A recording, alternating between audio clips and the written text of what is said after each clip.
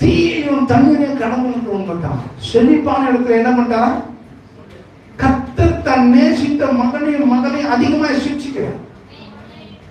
உன்னை புடிச்சு போயிச்சுன்னா உன்னை அலங்காரம் பண்ணி பட்டு உடுத்தி பொன்னாடை உடுத்த மாட்டார், போட்டு போட்டி எடுத்துருவாரு. அதே சொல்லுங்க. அதான் சொல்லுவேன், இடித்து பிழிந்த ஒளிவு எண்ணெய் எங்க இருக்கணுமா? எங்க இருக்கணும்? என்ன பண்ணும்? இடித்து பிழிந்து, அப்படிதான் சபையில நிற்க முடியும். விசுவாசிக்கிறீங்க? இன்னொரு இடத்துல பிளக்கப்பட்ட விறகை கொண்டு வாங்க சபைக்கு. அப்படின்னு அர்த்தம், பொளக்கப்பட வேண்டும். அப்ப அந்த சிக்ஷைகள் நம்மை பக்குவப்படும். சொல்ற, நான் சிக்ஷையாதான் நீங்கள் மேசியன் புத்திரனா இருப்பேன், நான் என் பிள்ளையா இருக்க மாட்டேன். பிள்ளையை புறப்படுத்த அவனை வாங்க தப்பு சொல்லுங்க. ஒரு சில விஷயம் தவறிட்டு இல்லையா? மீண்டும் ஆண்டு சமூகத்துக்கு கர்த்தர்